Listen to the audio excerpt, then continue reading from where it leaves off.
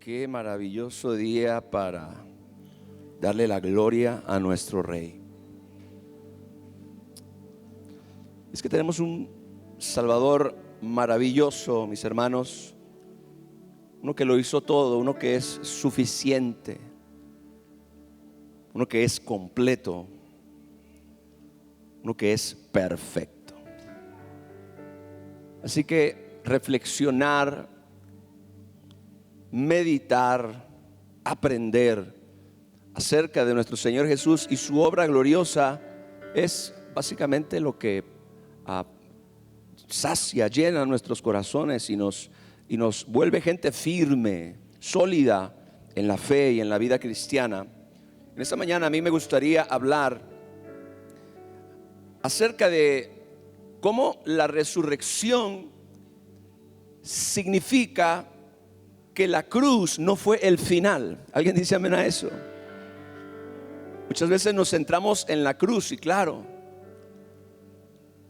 la cruz es prácticamente el enigma más grande de todo el universo, el lugar donde el eterno y glorioso Hijo de Dios murió como un hombre, sacrificó su propia vida para salvarnos y para darnos el regalo maravilloso de la salvación y la vida eterna. Pero la historia no termina con una cruz y con un cuerpo muerto, ensangrentado. La historia termina, o más bien la obra de redención termina cuando nuestro Señor Jesucristo resucitó victorioso, glorioso, sublime de entre los muertos. Así que la cruz, mis hermanos, no fue el final, fue el principio, aleluya. No fue el final de nuestro Señor Jesús, sino el principio del final de nuestro enemigo, gloria a Dios. Y en ese madero donde el mundo vio como un fracaso, en la resurrección el cielo celebraba la victoria más grande de toda la historia. Jesús no murió en derrota, Él se levantó de la muerte como un conquistador. Cada gota de su sangre fue una declaración de guerra ganada contra todo, absolutamente todo lo que esclaviza al ser humano. Ahora, con demasiada frecuencia, los cristianos viven por debajo de los beneficios de lo que la cruz y la resurrección han logrado para nosotros. Tengo que repetir eso. Con demasiada frecuencia, los creyentes viven por debajo de los beneficios de lo que la cruz y la resurrección han logrado para nosotros. Muchos conocen el perdón de sus pecados, pero no caminan en la autoridad de quienes han sido liberados del dominio de las tinieblas por la victoria gloriosa de nuestro Rey. Usted no solamente, escuche esto, usted no solamente ha sido llamado a ser perdonado del pecado, usted ha sido llamado a vivir en victoria por medio de la obra de Cristo. ¿Alguien dice amén? Ha sido llamado a vivir en nueva vida. El apóstol Pablo escribió muchas cartas con el propósito de que la iglesia entendiera la magnitud de lo que Cristo consiguió para nosotros en la cruz. No lo hizo simplemente para llenar páginas de literatura, de teología, sino para que los cristianos, los hijos de Dios, nosotros nos levantáramos y viviéramos como lo que Dios nos ha hecho, más que vencedores en Cristo Jesús. Y esta enseñanza que yo quiero compartir contigo recorre las 7 dimensiones de la victoria de Cristo en la cruz y en la resurrección. Porque, claro, uso la palabra dimensión, no se me espante, no estamos hablando de cosas raras. Digo dimensión porque son como ámbitos de victoria, y ahora lo va a comprender cuando lo desarrolle. 7 ámbitos de la victoria de Cristo en la cruz y en la resurrección sobre el reino de las tinieblas. Número 1, amén. Yo quiero que usted hoy dimensione todo lo que esto logró, mis hermanos. La victoria de Cristo en la cruz y en la resurrección. Victoria sobre el reino de las tinieblas. Victoria sobre el pecado. Victoria sobre la muerte. Victoria sobre Satanás. Victoria sobre el mundo. Victoria sobre la enfermedad. Y victoria sobre la maldición. Esas son las 7 dimensiones de la victoria de Cristo en la cruz y en la resurrección. Gloria al Señor. Y como cada una de estas está fundamentada en la palabra de Dios y tiene implicaciones prácticas además para nuestra vida. Y es que este asunto, mis hermanos, de la cruz y la resurrección debe ser comprendido no solo como un evento pasado, como un evento histórico, sino como la libertad total que nosotros podemos disfrutar hoy como hijos redimidos del Señor. ¿Cuántos están listos? Vamos a pedir la ayuda del Espíritu Santo. Quiero que cierre sus ojos un momento y le diga al Espíritu Santo, si gusta en sus propias palabras: Espíritu Santo, ayúdanos en esta hora. Queremos oír tu voz. Queremos que la palabra resuene en lo más profundo de nuestro ser, yendo a los lugares donde nada absolutamente más puede llegar, para traer libertad, para traer fe, para traer esperanza, para traer paz, para traer, Señor, dominio, para traer tu presencia. Espíritu de Dios, yo me pongo en tus manos. Y pongo en tus manos la iglesia, mis amados hermanos en este lugar, para que todos hoy podamos experimentar tu gloriosa presencia, tu revelación, tu sabiduría, que nuestros ojos sean abiertos y que nuestros corazones sean transformados, santificados y llenos de ti, Señor. Te lo pedimos en el nombre de Jesús. Y la iglesia dice: amén, gloria a Dios. Hablemos entonces sobre la victoria de Cristo sobre el reino de las tinieblas. Acompáñenme por favor a la carta a los Colosenses, capítulo 2, versos 13 al 15. Dice la palabra de Dios: y a ustedes, estando muertos en pecados y en la incircuncisión de su carne, les dio vida juntamente con Él, con Cristo, perdonándoles todos los pecados, anulando el acta de los decretos que había contra nosotros, que nos era contraria, quitándola de en medio y clavándola en la cruz. Y escuche la siguiente frase, porque es bien importante: y despojando a los principados y a las potestades, los exhibió públicamente, triunfando sobre ellos en la cruz. Diga conmigo: y despojando a los principados y potestades, que son dominios demoníacos en el mundo espiritual. Despojando a los principados y a las potestades, los exhibió públicamente, triunfando sobre ellos en la cruz. Ahora, algo bien interesante de este pasaje es que Pablo usa en él un lenguaje que es jurídico, pero también militar al mismo tiempo. Primero él usa el lenguaje de un tribunal. Dice que existía un acta de decretos, y esa acta de decretos estaba contra nosotros. Pudiéramos decir que esta acta de decretos, mis hermanos, es una lista de cargos legales que pesaban sobre la humanidad. Cada transgresión, cada violación a la ley moral de Dios, cada acto de rebeldía, cada actitud opuesta al carácter de nuestro Dios quedaba registrado como evidencia de nuestra culpabilidad. Pero este documento que menciona Pablo, el acta de los decretos, le daba al acusador, le daba a Satanás terreno legal para poder operar en nuestras vidas. Esa es la realidad.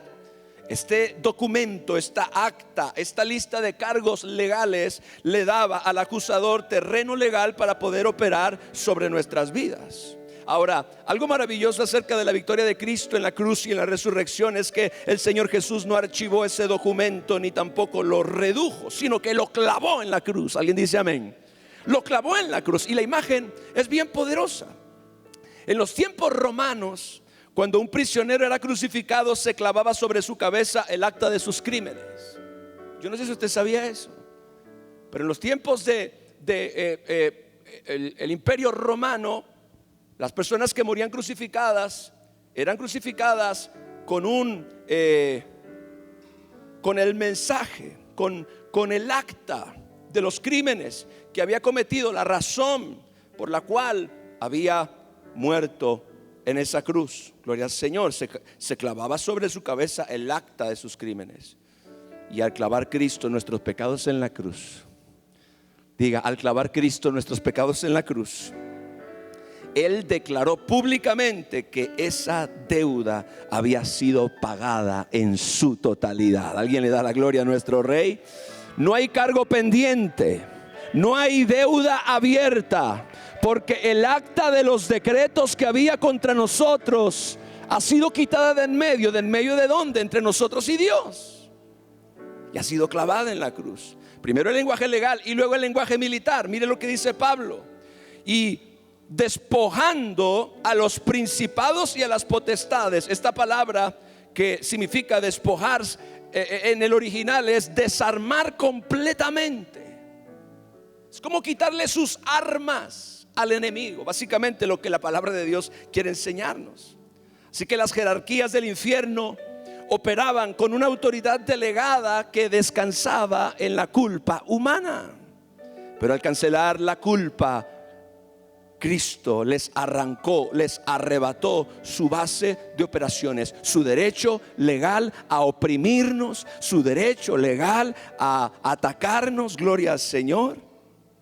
Y entonces, para sellar la victoria, dice la Biblia que los exhibió públicamente. Y esta imagen, mis hermanos, es la imagen del general romano que regresa victorioso de la batalla a la ciudad y desfila por las calles, llevando a sus enemigos vencidos como una exhibición de su victoria. Así la palabra de Dios dice que Cristo exhibió públicamente a los principados y a las potestades, a las jerarquías demoníacas. Cristo hizo un espectáculo público de los principados y las potestades y los humilló delante de los cielos y la tierra. Así que, mis hermanos, la cruz y la resurrección no solamente fueron un altar de sacrificio y victoria, fueron el campo de batalla donde Cristo combatió y venció a cada principado del reino de las tinieblas. Gloria al Señor. Ahora, esto tiene implicaciones directas para nuestra vida, y esto es lo que yo quiero que usted hoy agarre. Hay implicaciones directas de esta victoria, y son las siguientes. Quiero que me escuche bien. Usted y yo no estamos peleando para obtener la victoria. Estamos aplicando la victoria que ya hemos recibido, gloria al Señor, en nuestra vida, en nuestras circunstancias. Y la diferencia no es semántica, no es de palabras, es de transformación. Un soldado que pelea creyendo que puede perder, lucha diferente a uno que avanza sabiendo que el enemigo ya está derrotado. Alguien dice amén a eso, aleluya. La iglesia fue llamada a ser este tipo de soldado, una iglesia que avanza sabiendo que el enemigo ha sido derrotado y que nosotros estamos ejecutando la victoria de Cristo sobre la tierra. Dale un aplauso a mi Dios, aleluya.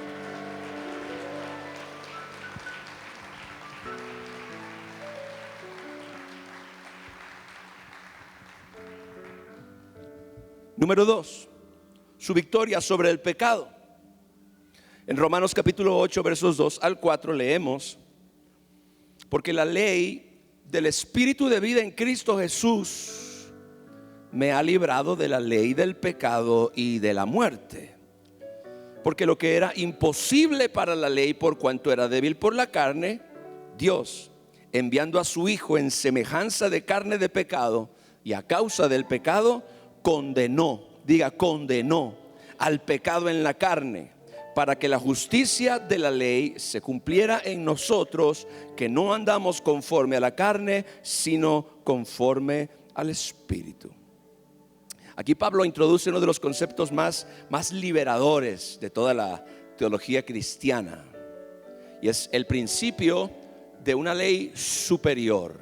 Escuche esto. Así como la ley de la aerodinámica, cuando hablamos de la ley de la aerodinámica nos referimos a la ley que opera cuando los aviones se remontan en las alturas, son sustentados en el aire. Gloria al Señor. Así como la ley de la aerodinámica no anula la ley de la gravedad, sino que opera con mayor fuerza, la ley del espíritu de vida en Cristo Jesús no elimina la ley del pecado y de la muerte, sino que la supera, la vence, la domina, surca por encima de ella. Porque la ley del pecado y de la muerte sigue vigente, en alguna manera operando como un residuo en la naturaleza humana, en la debilidad humana. Pero la ley del espíritu de vida en Cristo funciona como la ley de la aerodinámica, por sobre la gravedad, se eleva por encima de ella. Gloria al Señor. La supera, la vence, la domina. La humanidad teníamos un problema que la ley moral de Dios no podía resolver por sí sola. Y quiero que abra su corazón en esta parte. No era que la ley fuera defectuosa, no era que los 10 mandamientos fueran defectuosos. No, son santos, justos y buenos. No es que la ley sea defectuosa, sino porque el instrumento que debía obedecerla, o sea nosotros, estaba pervertido. O sea, cuando Dios dio la ley es buena, es perfecta, pero el problema está en nosotros. Porque por causa de nuestra naturaleza pecaminosa no tenemos la capacidad de obedecer esa ley. Esa ley nos muestra el pecado, nos revela el pecado, nos muestra la santidad, la perfección y las demandas y requerimientos de un Dios santo. Pero humanamente hablando hay una incapacidad para cumplir esa ley, una incapacidad para lograr llenar la medida de esa ley, por la razón misma de la caída, por la corrupción del ser humano. Gloria al Señor. Así que la ley nos señalaba el camino correcto, pero no tenía poder para hacernos caminar en esa ley. Nos decía, ese es el camino, pero mi carne no quería obedecer. Necesitábamos más que una instrucción, necesitábamos transformación. Ahora, vea lo que Dios hace. Dios envió a su Hijo en semejanza de carne de pecado. No en carne de pecado, porque Él era sin pecado, sino en la forma exterior de esa carne de pecado. Y ahí, en ese terreno donde el pecado siempre había vencido al hombre, Jesús lo condenó. Jesús lo ejecutó en la cruz. Jesús lo juzgó definitivamente. Así que, mis amados, el pecado fue derrotado en el mismo campo donde siempre había triunfado la naturaleza humana. Pero en este caso fue la naturaleza humana del Hijo de Dios, que llevó esa carne a la cruz. Mis hermanos, Cristo no murió para hacer del pecado algo tolerable, murió para hacerlo innecesario. El que permanece en pecado no es porque no pueda vencerlo, me refiero a cristianos, sino porque aún no ha comprendido lo que la cruz ha provisto para él. Y el resultado práctico de esto que yo le estoy hablando, que es quizás algo profundo teológicamente, pero que es realmente muy importante comprender si queremos vivir una vida de libertad sobre el pecado. Entender que tú y yo hemos sido transformados de adentro hacia afuera, y ahora por causa de la redención podemos vivir una vida de libertad. La ley del espíritu de vida en Cristo opera dentro de nosotros para hacernos vivir por encima de la ley del pecado y de la muerte. ¿Cuánto le dan la gloria al Señor? Pues el resultado práctico es que la justicia de la ley se cumple en nosotros. No mediante nuestro esfuerzo religioso, sino mediante el caminar en el Espíritu. La victoria sobre el pecado no es una promesa futura para cuando lleguemos al cielo, es una realidad presente para quien ha aprendido a caminar en dependencia del Espíritu Santo. Los cristianos no estamos destinados a vivir en derrota moral. Tenemos el mismo Espíritu que resucitó a Jesucristo de los muertos morando dentro de nosotros. Apláudele a mi Señor, por favor.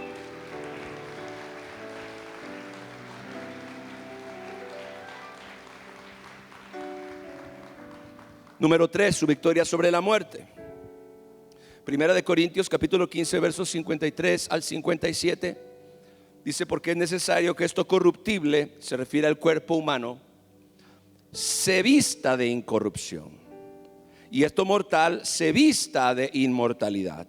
Y cuando esto corruptible se haya vestido de incorrupción y esto mortal se haya vestido de inmortalidad, entonces se cumplirá la palabra que está escrita: sorbida es la muerte en victoria. ¿Dónde está, oh muerte, tu aguijón? ¿Dónde, oh sepulcro, tu victoria? ya que el aguijón de la muerte es el pecado y el poder del pecado la ley. Mas gracias sean dadas a Dios, que nos da la victoria por medio de nuestro Señor Jesucristo. Gloria al Señor. Pablo cita a dos profetas en esta parte. Cita al profeta Isaías y cita también a Oseas en un grito de triunfo que ha resonado a través de los siglos. La muerte, ese enemigo que el ser humano nunca ha podido vencer, ese horizonte oscuro que espera a toda carne. Dice la Biblia, la muerte fue sorbida o absorbida en victoria. Y la imagen es, mis hermanos, como la de un abismo que se traga a otro abismo. Usted ha visto estas películas donde hay un agujero negro que se traga todo lo que está cerca de él. Asimismo, la muerte misma ha sido absorbida por la victoria de Cristo sobre ella. Gloria al Señor. Cuando Cristo murió en la cruz y Él dijo, consumado es. Mire esto. El Señor entregó el Espíritu. La muerte creyó tragar a Jesús dentro de ella. Pero lo que no sabía era que la muerte misma terminó siendo absorbida por la resurrección de nuestro Rey. ¿En dónde comenzó este proceso de resurrección? En la misma muerte, en el mismo vientre de la muerte. Gloria al Señor. La Biblia dice que Jesús le arrebató a Satanás las llaves del Hades y de la muerte. Así que el apóstol enseña que Cristo desmontó la muerte como si fuera un arma. El aguijón de la muerte, dice, es el pecado. Toda la potencia letal de la muerte descansa en el pecado, mis hermanos. De hecho, la muerte es la consecuencia del pecado, porque la paga del pecado es muerte. Gloria a Dios. Sin pecado, la muerte no puede ejercer su poder definitivo sobre el creyente.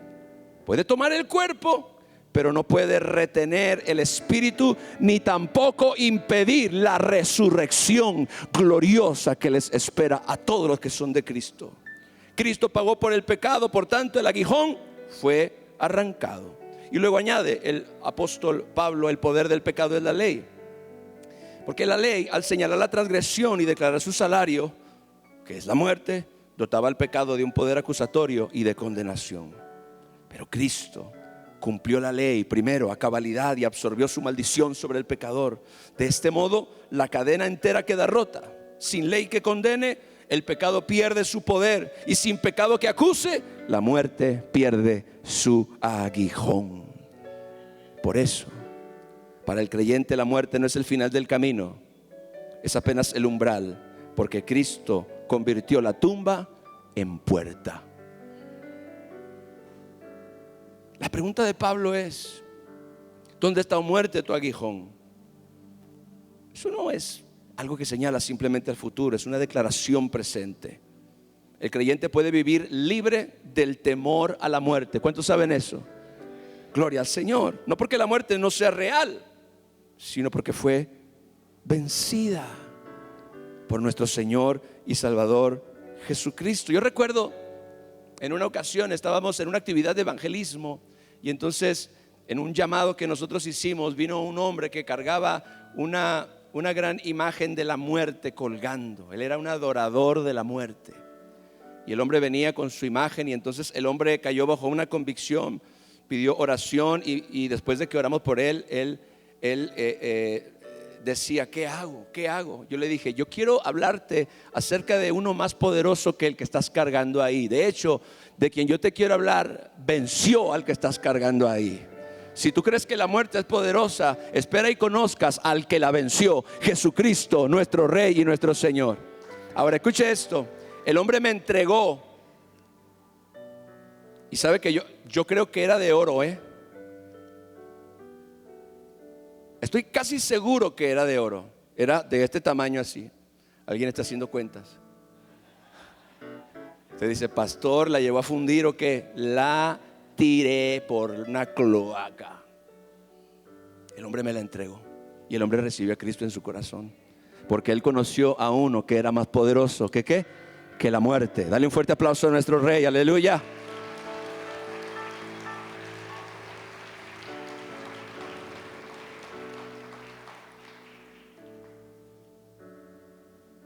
Gloria al Señor.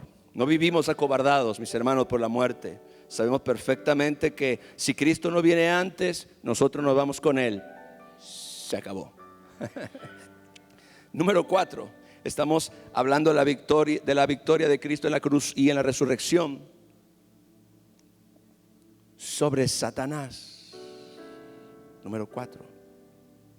Hebreos capítulo 2 versos 14 y 15 dice: así que por cuanto los hijos participaron de carne y sangre, Él también, Jesús, participó de lo mismo para destruir, diga conmigo, destruir, por medio de la muerte al que tenía el imperio de la muerte, esto es, al diablo, y librar a todos los que por temor de la muerte estaban durante toda la vida sujetos a servidumbre.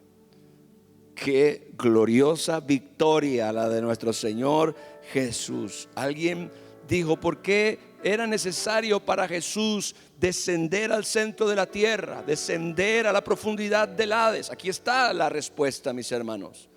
Dice la palabra de Dios que Él participó de la carne y sangre para poder tener acceso a la muerte, para tener acceso, gloria a Dios, al Hades, al lugar de los muertos, y para ahí mismo librar a los que por temor a la muerte estaban durante toda la vida sujetos a servidumbre, arrancarle a Satanás las llaves del Hades y de la muerte, como dice el libro de Apocalipsis. Para mí, el escritor de la carta a los Hebreos revela la estrategia más audaz de toda la historia. Dios se hizo carne para pelear en el terreno mismo del enemigo. ¿Alguien oyó eso? Dios se hizo carne para pelear en el mismo territorio del enemigo. Y no solamente eso, vencerlo con sus propias reglas. Satanás tenía el imperio de la muerte, no como propietario original, claro, sino como un usurpador que obtuvo ese dominio a través del pecado de Adán. Fue una autoridad que Dios había delegado a Adán, pero que Adán por desobediencia la perdió. Y entonces Satanás la usurpó. Gloria a Dios. Pero fue a través de la muerte que el Señor Jesucristo vino para destruir este imperio. Cristo tuvo que entrar en la muerte misma. Esto es asombroso. ¿Cómo la vida puede entrar en la muerte? ¿Cómo el dador de la vida puede sufrir el sufrimiento de la muerte? Claro, porque el cuerpo humano de Jesús lo explica. Y aquí dice la Biblia: para destruir por medio de la muerte. Y esta palabra destruir significa neutralizar, dejar sin efecto, inutilizar.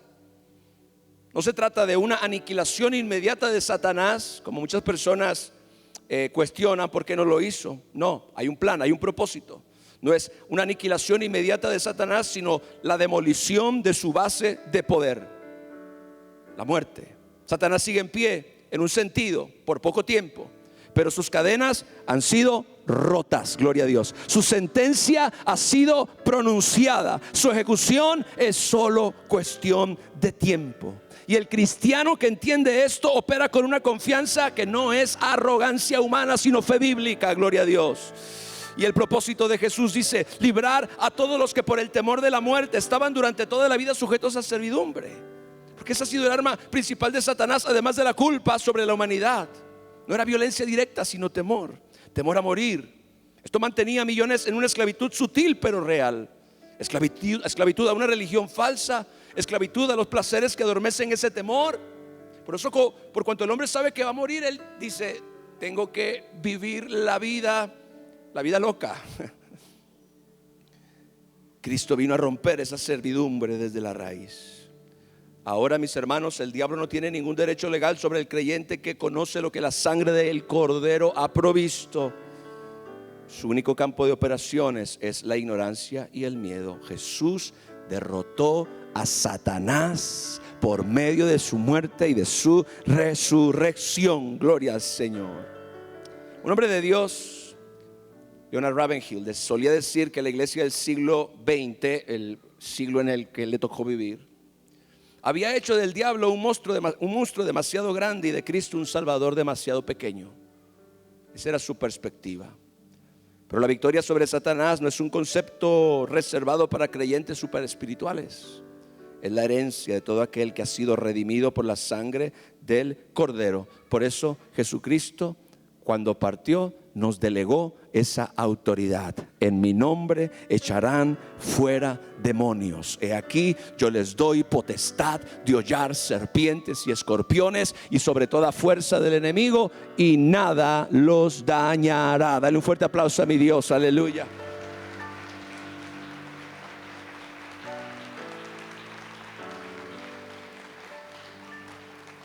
Como Cristo venció a Satanás, usted y yo no debemos de caminar en temor, sino en autoridad.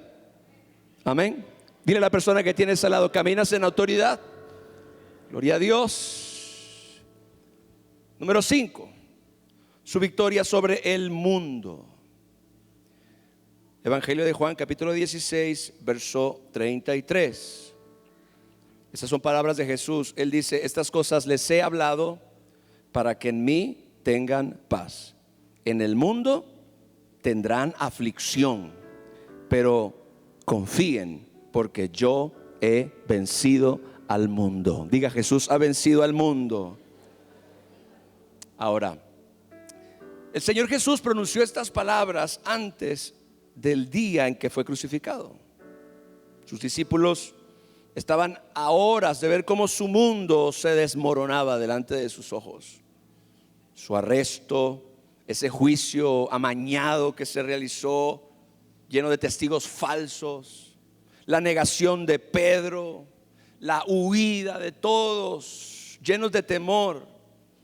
Y en ese contexto, Cristo no les prometió que no habría tormenta. Les dio algo mejor: paz en medio de ella.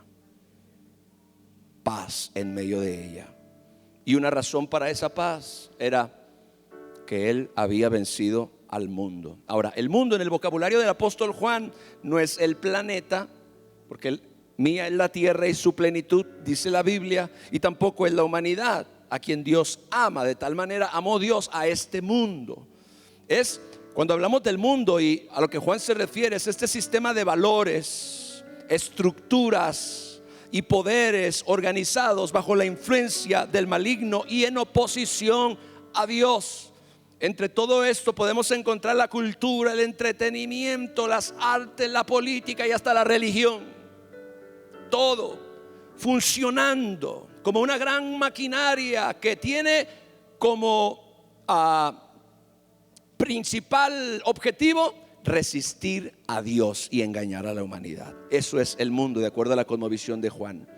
Es la cultura del yo, el materialismo, el orgullo de la vida, el sistema que promete plenitud y entrega vacío.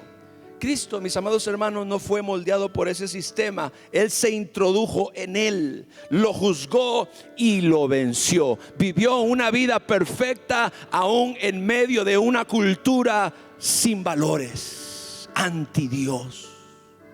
Eso es maravilloso. La gran tentación de la iglesia de nuestro tiempo, escuche esto, es amoldar el evangelio al mundo para que sea más aceptable. Quiero repetir esto. Es la gran tentación en la que lamentablemente un gran sector de la iglesia está cayendo, y es el de amoldar el evangelio y amoldar la misma iglesia al mundo para que sea más aceptable. Pero el evangelio, mis hermanos, y esta es una realidad, el evangelio que no confronta al mundo ya no tiene nada que ofrecer que el mundo no pueda proveer por sí mismo. El mundo tiene entretenimiento y nosotros presentamos entretenimiento. El mundo tiene tecnología y nosotros tenemos tecnología. El mundo tiene entretenimiento y nosotros muchas veces presentamos el entretenimiento de diferentes maneras.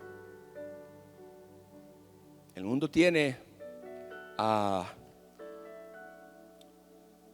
organizaciones, clubes, lugares donde la gente se pueda reunir Pero nosotros tenemos el Evangelio, que es poder de Dios para salvación. Mire, le voy a decir esto y probablemente lo va a sorprender. De todo lo que nosotros hacemos aquí, lo único que realmente puede transformar la vida de las personas es el mensaje del Cristo que murió en la cruz y resucitó de la tumba. Escuchen, ni las luces, ni las pantallas, ni el sonido, ni los equipos, ni la transmisión en vivo, ni ninguna de las cosas que nosotros hagamos es lo que realmente impacta y transforma el corazón de la gente. Pero el mensaje del Cristo poderoso y glorioso que vino al mundo para morir por nuestros pecados, el que fue sepultado y que resucitó al tercer día, eso, mis amados hermanos, es lo que puede cambiar la vida del hombre. Dale un fuerte aplauso a mi Dios, aleluya.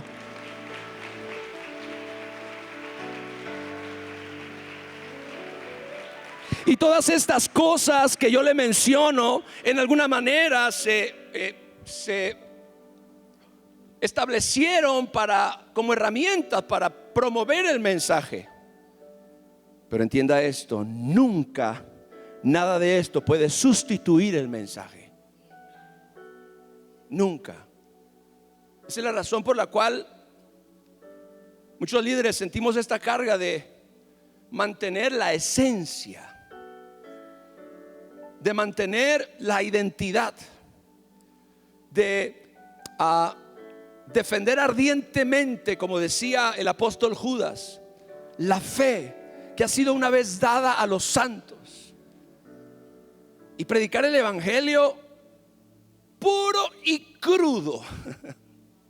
Aunque algunas veces eso no nos da mucha popularidad. Pero Jesús entró en el mundo, se adentró en lo más profundo, y ahí, en vez de ser conformado al mundo, resplandeció con santidad, con valores de reino, con obediencia, con pureza, con poder.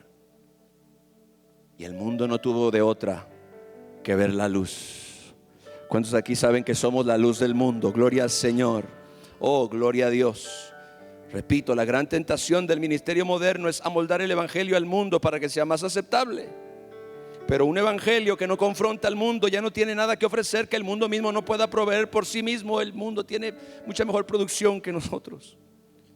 Cristo venció al mundo por su obediencia radical al Padre en medio de la mayor presión, y hoy nosotros participamos de esa victoria cuando elegimos lo mismo que Él. Y quiero decirte esto para que nunca digas que en esta iglesia te mentimos. La aflicción como hijo de Dios en un mundo que se opone a Él está garantizada. Por eso Jesús dijo: en el mundo tendrán ¿qué? Aflicción. En el mundo experimentarán persecución. De hecho, el apóstol Pablo dijo: todos aquellos que quieran vivir piadosamente padecerán persecución. Gloria a Dios. Claro, tú puedes evitar esa persecución. ¿Cómo? Siendo como el mundo. Pero no creo que quieras eso. Entonces, en el mundo, fíjese, la aflicción está garantizada, pero la derrota no. Aleluya.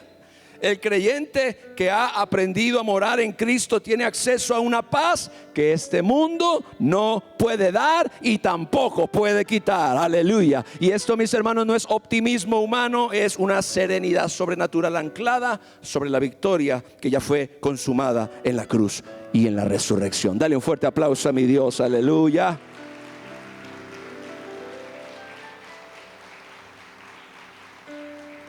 Número 6, ya casi terminamos. Número 6, su victoria sobre la enfermedad. Y este es otro punto controversial también. Pero Mateo capítulo 8 versos 16 y 17 dice: y cuando llegó la noche, trajeron a él muchos endemoniados, y con la palabra echó fuera a los demonios, y sanó a todos los enfermos, para que se cumpliera lo dicho por el profeta Isaías, cuando dijo: él mismo tomó nuestras enfermedades y llevó nuestras dolencias. Eso lo tomó del libro del profeta Isaías en el capítulo 53. Y hay un gran sector de la iglesia que asegura que cuando el profeta Isaías dice que él mismo tomó nuestras enfermedades, está hablando de cosas espirituales, está hablando de enfermedades del alma, como el pecado, la tristeza, la depresión, la soledad, la ansiedad. Y claro, eso está incluido. Pero mire cómo el apóstol Pedro usa el mismo pasaje para añadirlo a la historia de Jesús sanando, escuche bien, endemoniados y enfermos. ¿Alguien dice amén? Dice, cuando llegó la noche, trajeron a él muchos endemoniados. Y endemoniados eran gente poseída por demonios. Así es. Dice, sanó a todos los enfermos. Se refería a enfermedades físicas como ciegos, cojos, mudos, sordos, gente desahuciada, flujo de sangre, enfermedades mentales, demencia. Dice, sanó a todos los enfermos. Y entonces agrega, para que se cumpliera lo dicho por el profeta Isaías cuando dijo, él mismo tomó nuestras enfermedades y llevó nuestras dolencias, enseñando pues que el evangelio es un mensaje integral, amén, que transforma, afecta y liberta la vida del ser humano en el cuerpo, el alma y el espíritu. Y esto es maravilloso. No es solamente espiritual. Por eso, y hago paréntesis, las personas creen que a Dios solamente le interesa lo relacionado a lo espiritual en tu vida. A Dios le interesa todo en tu vida. Porque tú no eres un espíritu solamente. Tú eres un espíritu, tienes un alma y vives en un cuerpo. Así que todo vuestro ser, espíritu, alma y cuerpo, tiene que ser guardado irreprensible hasta la venida de nuestro Señor. Dios te quiere libre en todos los niveles. Dale un fuerte aplauso a mi Dios.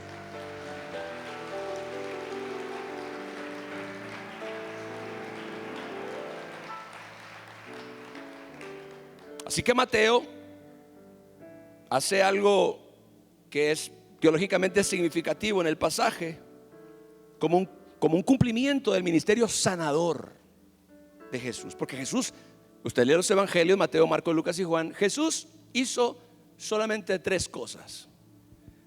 Predicó el reino de Dios, echó fuera a los demonios y sanó a los enfermos. Usted va a ver a Jesús haciendo esas 3 cosas a lo largo de los evangelios. De hecho, la iglesia del libro de los Hechos continuó haciendo exactamente lo mismo, predicando el evangelio, echando fuera a los demonios y sanando a todos los enfermos. Entonces, como le mencionaba, el texto que Isaías usa, la tradición cristiana conecta con la expiación de lo espiritual, del alma. Gloria a Dios. Pero la provisión de Cristo alcanza no solamente el alma, sino también el cuerpo. Gloria a Dios.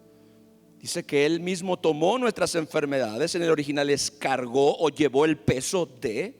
O sea, no es simplemente un contacto superficial con la enfermedad. No, Cristo la cargó en su cuerpo, la absorbió, la llevó como quien lleva una carga sobre sus espaldas. Eso es lo que hace, mis amados, la sustitución.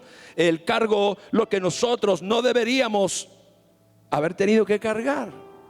Nunca fue el diseño de Dios, nunca fue el plan de Dios. Gloria al Señor. Gracias, Padre. La sanidad, entonces, como decía John G. Lake, no es un privilegio que Dios otorga a los favoritos, es una provisión incluida en la expiación de Cristo que la fe activa en el cuerpo de cada creyente. Y es necesario, mis hermanos, sostener esta verdad con madurez pastoral. La sanidad es real. ¿Alguien dice amén? Diga, la sanidad bíblica es real. Está en el pacto, está incluida en la redención y tenemos que buscarla por fe. Gloria a Dios. Cristo hizo provisión cuando llevó nuestras enfermedades. Cristo hizo provisión y el ministerio de sanidad pertenece a la iglesia viva de este tiempo, tanto como perteneció a la iglesia del primer siglo. Creamos, mis amados hermanos, que Jesucristo es el mismo ayer, hoy y por los siglos. Y el mismo que sanaba ayer es el mismo que sana hoy. Dale un fuerte aplauso a mi Dios.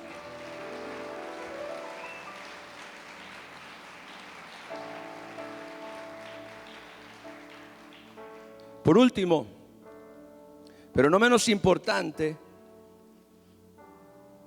su victoria sobre la maldición. Hablamos un poco de la maldición hace algunas semanas atrás, ¿recuerdan? ¿No recuerdan? Bueno, ahí está el mensaje en YouTube. Santo. Gálatas, capítulo 3, versos 13 y 14. Dice, y esto es una de las verdades más poderosas. De hecho, este texto tú lo tendrías que memorizar. Es una espada que tienes ahí guardada. Cristo nos redimió de la maldición de la ley, hecho por nosotros maldición. Porque está escrito: maldito todo el que es colgado en un madero. Para que en Cristo Jesús la bendición, vea, Jesús nos redime de la maldición con el propósito de que la bendición nos pueda alcanzar. Gloria a Dios. Para que en Cristo Jesús la bendición de Abraham alcanzara a los gentiles, o sea, nosotros, a fin de que por la fe recibiéramos la promesa del Espíritu. Pablo argumenta aquí cómo el Señor Jesucristo cargó también en su cuerpo, además del pecado, la enfermedad, la maldición. Gloria a Dios. La ley de Moisés dice que Cristo nos redimió de la maldición de la ley. Contenía una sentencia en Deuteronomio 21:23: el que fuera colgado en un madero, dice, sería considerado maldito por Dios. Eso estaba escrito en la ley, mis hermanos. Y entonces nosotros vemos cómo el Señor Jesucristo es colgado en una cruz, identificándose de esta forma con la maldición.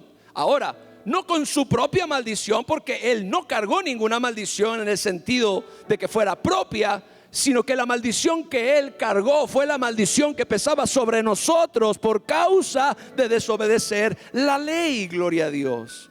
La maldición era la consecuencia de la desobediencia deliberada de la ley de Dios. Eso atraía maldición. Pero entonces Cristo fue colgado en la cruz, un madero, y de esta forma Él absorbió sobre sí mismo la maldición que recaía sobre toda la humanidad transgresora, incluyéndote a ti, incluyéndome a mí.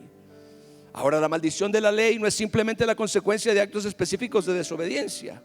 Eso es la condición de toda la existencia humana fuera de la cobertura de Dios. De hecho, todos aquellos que no son redimidos aún, es decir, todas aquellas personas que no son salvas y que no han creído en Cristo, todavía pesa sobre ellos la maldición de la ley. Y esa es la razón por la cual usted puede ver por qué tanta desgracia, por qué tanto dolor, por qué tanta enfermedad, por qué tanto sufrimiento, por qué tanta violencia, por qué tanta muerte. Sobre la humanidad no redimida todavía pesa la maldición de la ley. Pero para aquellos que hemos sido lavados con la sangre del Cordero, Cristo nos redimió de la maldición de la ley, hecho por nosotros maldición. Den un aplauso a mi Dios, aleluya.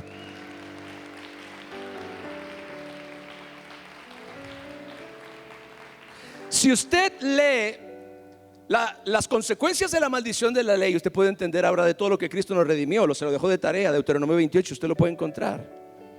Entre todas las cosas negativas que esta maldición atraía sobre las personas se encontraban la enfermedad, la pobreza, el fracaso, la muerte prematura, la ruptura relacional y entre muchas otras. Si usted dice, bueno, ¿y qué significa la maldición de la ley de la que Cristo me redimió? Y usted lee, estudia detenidamente Deuteronomio 28, donde se encuentran detalladas todas las consecuencias de la maldición de la ley, usted se dará cuenta entonces de la imposible carga, impresionante carga de la que Cristo nos libró. Ahora, ninguna de esas cosas descritas en Deuteronomio 28 pueden operar sobre nuestra vida, porque ya no estamos bajo la maldición. Alguien dice amén, gloria al Señor. Así que el propósito de la redención de la maldición tiene una dirección positiva, que es para que en Cristo Jesús la bendición de Abraham alcanzara a los gentiles. Abraham, el patriarca, el de Génesis 12, sí, recibió la promesa de ser hecho bendición para todas las naciones. Y Cristo, quien es el descendiente de Abraham, es el canal por el cual esa promesa se derrama sobre todos aquellos que creen en Él, judíos y gentiles por igual. Y el sello de todo esto es el Espíritu Santo. Dice, a fin de que por la fe recibiésemos la promesa del Espíritu. ¿Te digo algo? Escúchame. La mayor bendición del nuevo pacto no es la prosperidad material, sino la habitación del Espíritu Santo morando dentro de nosotros. Gloria al Señor. El mismo Espíritu que habitó en Cristo, que lo capacitó para el ministerio y lo resucitó de los muertos, ahora habita en cada hijo de Dios que recibe esta promesa por fe y reclama su bendición, la bendición de Abraham. Esto indica en la vida práctica que usted y yo ya no estamos bajo maldición. No reciba ninguna maldición, no tolere ninguna maldición, gloria a Dios. No estamos sujetos a patrones generacionales de destrucción. Esos patrones han sido rotos en Cristo Jesús. Si usted los identifica en su vida, entonces reconózcalos, confiéselos y reclame la sangre del pacto eterno sobre su vida y la libertad gloriosa que Cristo le proveyó. Gloria a Dios. Ninguno de nosotros aquí está destinado al fracaso, a la miseria o a la derrota como forma de vida, porque hemos sido trasladados de la potestad de las tinieblas y hemos sido llevados al reino del amado Hijo de Dios. Dele un aplauso a mi Dios.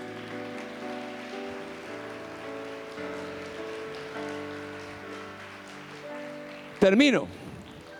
Así que la cruz y la resurrección lograron estas 7 victorias en un solo acto, en un solo momento de la historia. El Calvario y luego la resurrección. El Señor Jesucristo obtuvo una victoria multidimensional. Esa palabra suena rimbombante, pero es real. Una victoria multidimensional que cubre cada área de la existencia humana. Él no dejó ningún frente abierto, no dejó ningún enemigo sin enfrentar, no dejó ninguna necesidad sin provisión.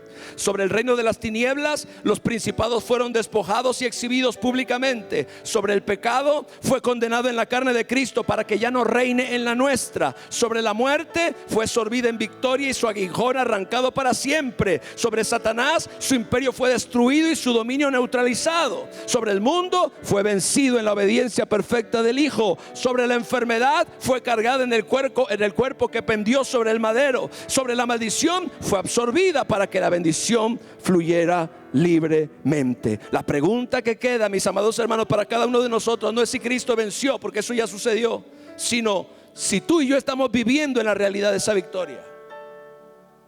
Si tú y yo estamos viviendo en la realidad y en la revelación de esa victoria, porque el Espíritu Santo fue dado precisamente para hacer real en nuestra experiencia lo que Cristo consumó en la eternidad. Él toma la victoria, el Espíritu Santo, la victoria legal de la cruz, y la aplica en nuestra vida cuando caminamos en fe y obediencia. Así que la iglesia no necesita nueva teología, necesita descubrir con profundidad la que ya posee. El Evangelio no es solo la historia de un hombre bueno que murió por sus ideales, es la irrupción del Hijo eterno de Dios en el campo del enemigo, la destrucción de su obra y el establecimiento de un reino que no tendrá fin. Eso es lo que proclamamos, eso es lo que vivimos y eso es lo que predicamos. Cristo crucificado, resucitado y victorioso sobre todas las cosas. Apláudele a mi Rey, por favor.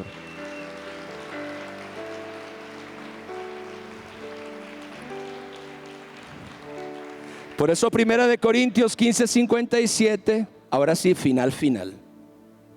Dice: mas gracias sean dadas a Dios, que nos da la victoria por medio de nuestro Señor Jesucristo. Levante sus manos al Señor y diga: Cristo me da la victoria. Dígalo: Cristo me da la victoria. Diga: Cristo me da la victoria. Aleluya. Tengo victoria por la sangre, dígalo. Tengo victoria por el nombre de Jesús. Tengo victoria por la palabra de Dios. Tengo victoria por el Espíritu Santo. Tengo victoria por el amor del Padre. Tengo victoria por la gracia bendita que se ha derramado sobre mi vida. Padre, te damos gracias en este día, Señor, porque la victoria de Cristo, Señor, es ahora la victoria de tu iglesia. Que podamos caminar en esa revelación, en ese entendimiento, y que podamos vivir cada día de nuestra vida a la altura de esta gloriosa salvación. Amén y amén. Den un aplauso a mi Dios.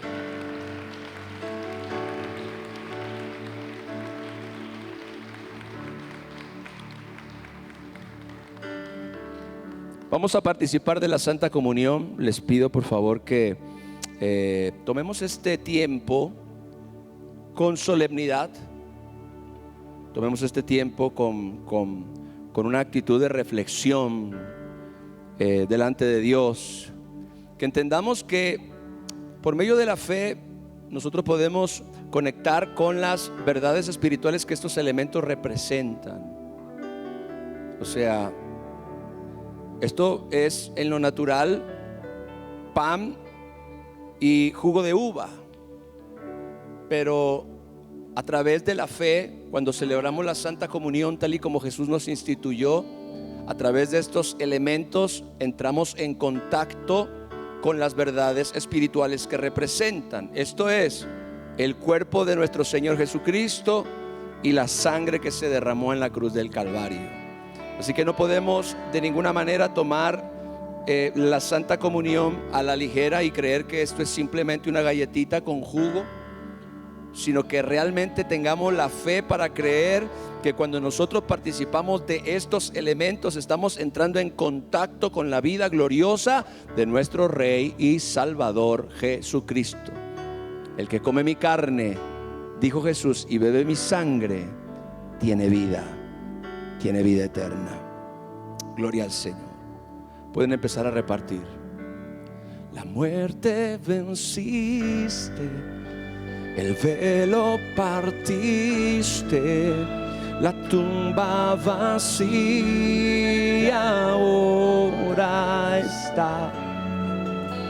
Los cielos declaran, tu gloria proclaman. Resucitaste en majestad, inigualable, incomparable, hoy y por siempre reinarás. Y tuyo es el reino, eso es, tuya es la gloria, tuyo el poder y autoridad. A la muerte venciste, el velo partiste, la tumba vacía ahora está. Los cielos declaran, tu gloria proclaman.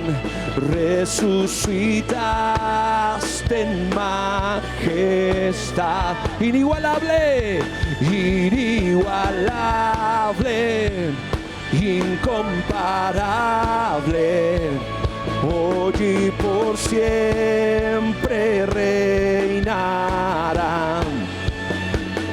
Tuyo es el reino, tuya es la gloria, tuyo el poder y autoridad. Poderoso, poderoso su nombre, poderoso su nombre es, el nombre de Jesús mi Rey. Poderoso su nombre es, incomparable. Poderoso su nombre es, no hay otro. Poderoso, poderoso su nombre es, poderoso su nombre es, el nombre de Jesús mi Rey. Poderoso.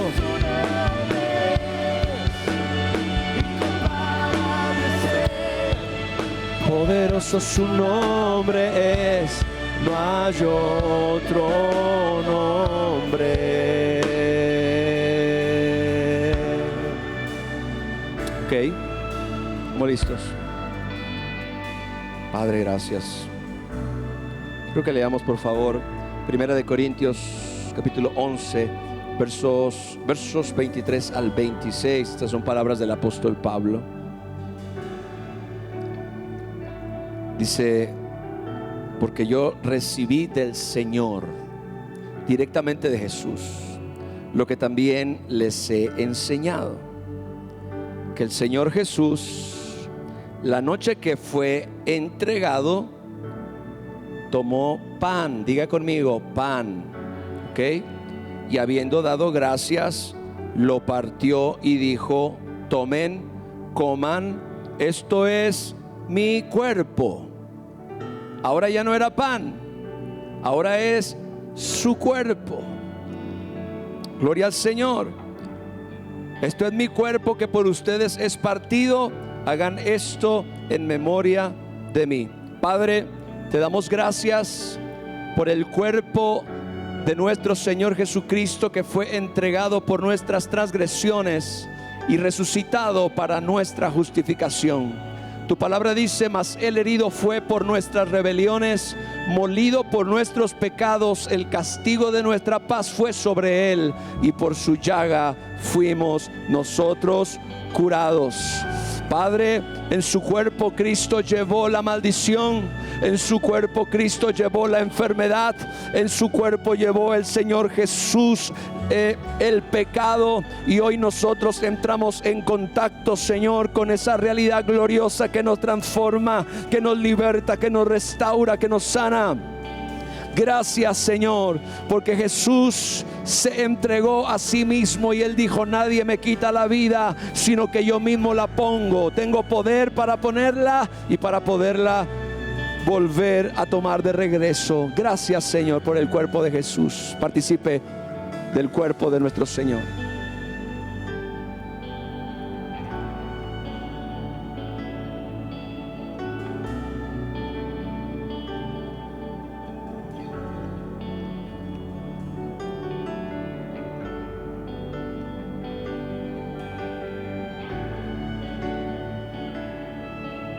Asimismo, tomó también la copa después de haber cenado, diciendo: esta copa es el nuevo pacto en mi sangre. Hagan esto todas las veces que la beban en memoria de mí. Así pues, todas las veces que coman este pan y beban esta copa, la muerte del Señor anuncian o proclaman hasta que Él venga, hasta que Él regrese. Dios y Padre, te damos gracias por la sangre de Jesucristo que nos limpia de todo pecado. La sangre que limpia nuestras conciencias y obras muertas para que podamos servir al Dios vivo. La sangre rociada que habla mejor que la de Abel. La sangre que nos ha redimido para nuestro Dios de todo linaje, pueblo, lengua y nación. La sangre de un cordero sin mancha y sin contaminación, destinado desde antes de la fundación del mundo, pero manifestado en los postreros días por amor de nosotros. La sangre con la que hemos vencido al acusador. Gloria a Dios. La sangre que nos ha justificado, que nos ha santificado, la sangre que nos ha libertado y nos ha dado vida eterna. Padre, gracias por la sangre derramada en la cruz y presentada en el lugar santísimo a favor nuestro. Amén. Participe de la sangre del Señor.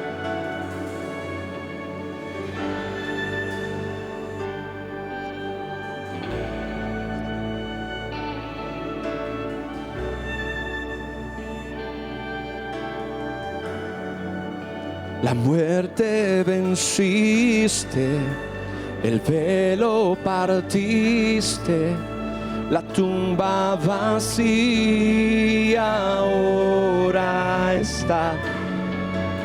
Los cielos declaran, tu gloria proclaman. Resucitaste en majestad. Inigualable, dilo, incomparable, hoy y por siempre reinarás. Tuyo es el reino, tuya es la gloria, tuyo el poder y autoridad. Poderoso su nombre es, Poderoso su nombre es, el nombre de Jesús mi Rey. Poderoso su nombre es, incomparable es Él. Poderoso su nombre es, no hay otro nombre. Poderoso su nombre es, no hay otro nombre. Poderoso su nombre es, no hay otro nombre. No hay otro nombre como el nombre de Jesús. Apláudale al Rey. Sí, Señor. Te adoramos, Jesús. Te damos gracias por tu victoria. Diga gracias, Jesús, por tu victoria. Gracias, Jesús, por tu victoria, Señor. Gracias, gracias, Señor, por tu obra gloriosa. Te adoramos y te bendecimos. Y la iglesia dice amén. Mis hermanos, que el Dios y Padre de nuestro Señor Jesucristo resplandezca con poder y gloria sobre sus vidas. Que el ángel de Jehová acampa a su alrededor y los defienda de todo mal. Que ninguna arma forjada contra ustedes prospere. Que el que comenzó en ustedes la buena obra la perfeccione hasta el día de Jesucristo. Que el amor del Padre, la gracia de Jesucristo y la comunión del Espíritu Santo sea con ustedes. Que la bendición de Abraham los alcance, la sangre de Cristo los cubra y el Espíritu Santo los llene. Amén y amén. Que tengan un extraordinario domingo, una feliz semana. Bendiciones para todos. Muy buenas tardes.